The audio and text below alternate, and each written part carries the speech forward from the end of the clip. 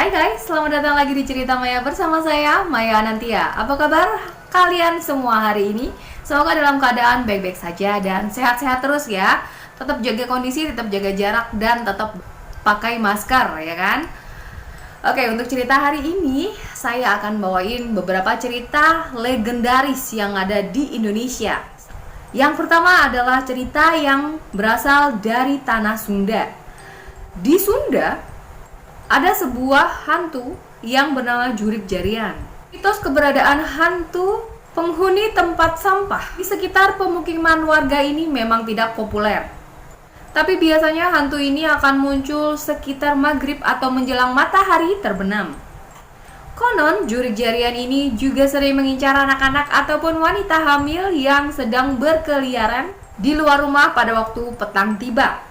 Jurik Jarian akan mengincar anak-anak dengan cara menularkan penyakit, sedangkan kepada wanita hamil dia akan mengganggu dengan cara membuatnya kesurupan. Hantu ini adalah hantu yang sangat populer di masyarakat tanah Sunda. Jarian sendiri memiliki arti tempat sampah. Dan bukan berarti hantunya ini munculnya dari tempat sampah ya, bukan. Cuman hantu ini menurut kisahnya sesosok penunggu di tempat pembuangan sampah akhir. Dan dia tidak suka kalau kamu berkeliaran di waktu maghrib.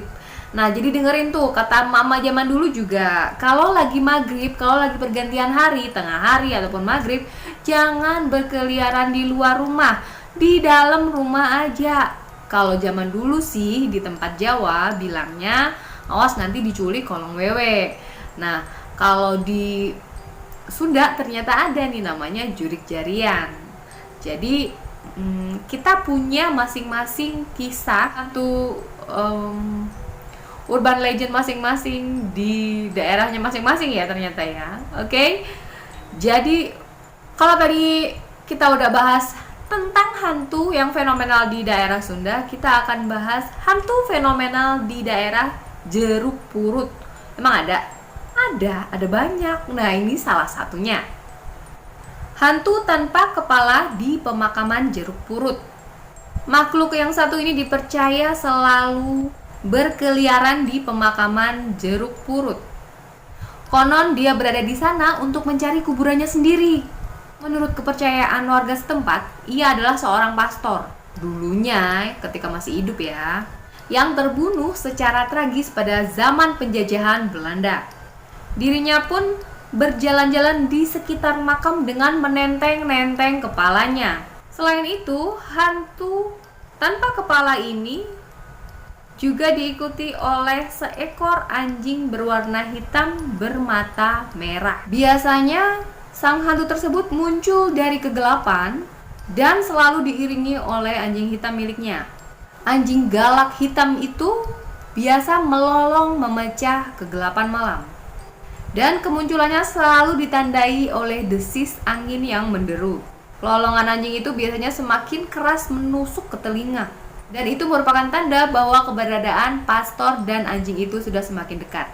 Seolah-olah suara itu datang dari berbagai penjuru mata angin, sehingga membuat orang semakin takut dan tidak tahu kemana dia harus melarikan diri. Dan kisah ini udah dijadikan film di layar lebar dengan judul Hantu Jeruk Purut. Jadi udah jadi urban legend banget di daerah Jeruk Purut dan sangat terkenal tentunya.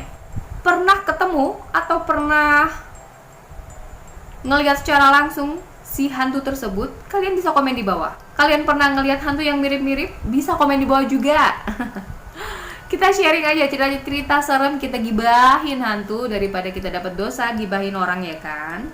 Oke, langsung kita lanjut di cerita yang ketiga. Hantu Jerangkong. Nah, ini kita ambil dari wilayah Jawa. Hantu Jerangkong ini memang terkenal di wilayah Jawa. Sosoknya sangat menyeramkan. Siapa saja yang bertemu dengan hantu ini dipercaya akan mengalami nasib sial dan mendatangkan malapetaka. Jerangkong berupa makhluk dengan wujud tulang belulang atau kerangka manusia aja, tanpa daging, teman-teman. tanpa kulit juga, jadi emang cuman tulang, jadi kayak kerangka manusia yang ada di pelajaran biologi itu loh. Tapi kadang juga dapat berwujud berupa asap yang membentuk tengkorak ataupun kerangka manusia. Lucunya, hantu ini dikabarkan sering mencuri telur untuk dimakannya. Setelah mendapatkan telur yang ia cari, ia pun kembali ke asalnya, yaitu pekuburan, dengan menjadi asap yang masuk melalui lubang kecil. Telur yang dicuri jerangkong tidak pecah, hanya saja isinya yang hilang. Sebab ia memakan langsung di tempat tanpa memecahkannya.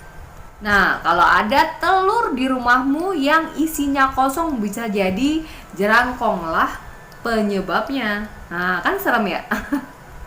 Kalian lagi mau bikin roti, bikin kue, atau bikin telur dadar, lagi mau mecahin telur, kok enteng banget ketika dibuka telurnya kosong. Hati-hati. Kalau asap yang masuk melalui lubang kecil di sebuah pekuburan gitu, aku pernah nonton di film Susana zaman dulu deh, teman. Jadul banget ya gua. Tapi emang sebegitunya ya, suka banget dulu orang tua itu nonton Susana. Jadi ketika orang tua nonton, kita juga otomatis ikutan nonton, karena waktu itu hiburannya juga cuma TV. Jadi orang tua nonton TV, kita ikut nonton TV, mau nggak mau ya kan. Dan yang ditonton kebetulan Susana, ya kita ikut nonton Susana. Ya gitu, ada cerita asap yang keluar dan masuk lewat di kuburan. Jadi ada lubang kecilnya gitu, asapnya keluar masuk. Cuman saya lupa ya kalau yang di film Susana itu bentuknya jerangkong atau bukan. Jadi di Jawa sendiri juga ada julukan buat orang-orang yang badannya kurus kering, cuman tulang sama kulit doang gitu, mereka bakal dipanggil jerangkong. Ya, zaman SD dulu kan orang suka manggil dengan nama bully-bulian gitu ya, nama panggilan kesayangan deh. Ya bully sih sebenarnya ya. Orangnya tinggi, misalnya kurus tinggi gitu, dipanggilnya jerangkong. Kasihan amat. Aduh. Ya, itu tadi beberapa mitos-mitos dan hantu urban legend yang ada di masing-masing wilayah yang udah aku sebutin. Ada di Sunda, di Jakarta, dan juga di Jawa. Kalau di daerah kalian, apa nih urban legendnya teman-teman? Kalian bisa share di kolom komentar. Oke? Dan buat kalian yang baru aja klik dan baru tahu ada Cerita Maya di YouTube, aku ucapin terima kasih ya udah nonton video aku. Jangan lupa subscribe-nya buat kalian yang suka sama video-video aku.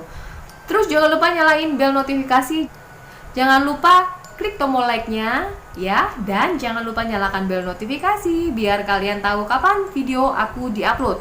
Karena YouTube sekarang itu cuman ngasih rekomendasi video yang viral dan video yang sering Anda klik, yang sering Anda tonton aja.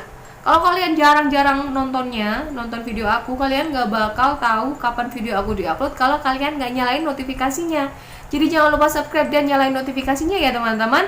Terima kasih banyak buat supportnya kalian. Dari aku punya 0 subscriber sampai sekarang subscribernya sudah hampir 600.